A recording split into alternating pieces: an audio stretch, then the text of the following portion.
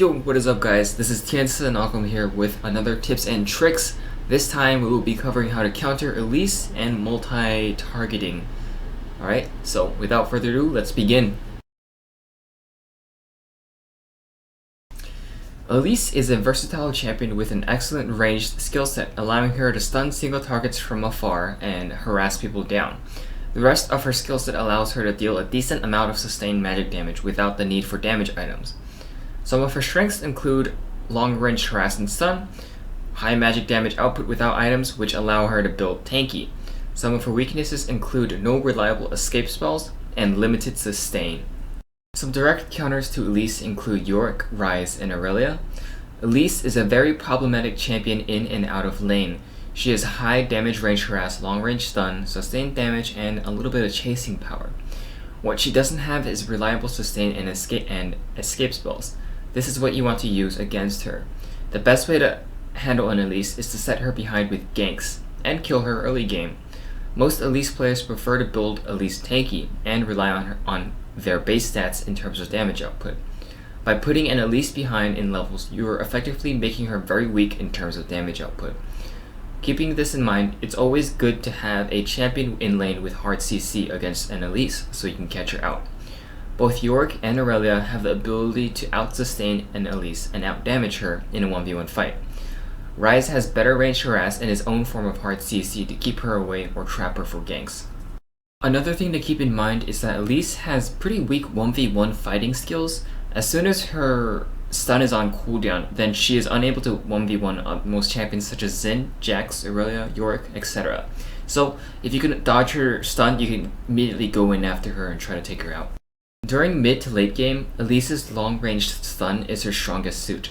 She can catch out an unsuspecting player and give her team the perfect initiation. With this in mind, make sure that the squished champions are hiding behind the tanks. If a carry gets nailed by the stun, then the fight may be over already. Tenacity items, Banshee's Veil, and other CC reduction related things will work well against her stun. When an Elise is in a team fight, the only way for her to fight is to get up close with her enemy. Once Elise commits to a fight, she has no way to get out, usually. If she has a less tanky build, then you can prioritize her and kill her quickly. Otherwise, if she's built extremely tanky, then you have to ignore her. Once Elise's stun is on cooldown, she has no way to zone out players. Try to peel her off allies and keep her away from the carries.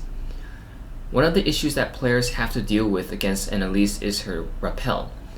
And Elise will use it when she's low on HP or chasing after people, which effectively allows her to be untargetable for 2 seconds. Always remember that if Elise has no targets to jump onto, then she will fall back down to where she was before she cast a spell. Ignites and other damage over time spells still affect her when she's quote-unquote untargetable, so she still is killable even up in the air. When you've become more familiar with this game, you can sometimes tell if your enemy is going to die before they actually die. The easiest way to tell is if someone has a damage over time spell on them.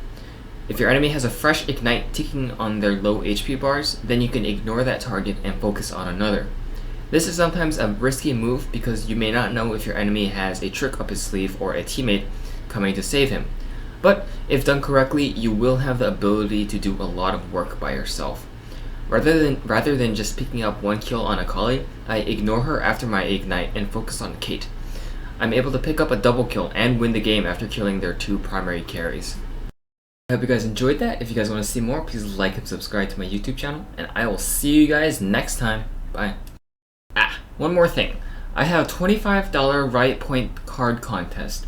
It's been over a year and I want to try making a new type of video. If someone can give me a good idea, then I will send him or her a $25 Riot Points gift card. An example would be making a game video whenever a new champion comes out on the player beta test server and analyzing that new champion. This is on a first come first serve basis, so whoever gets me the idea first will win.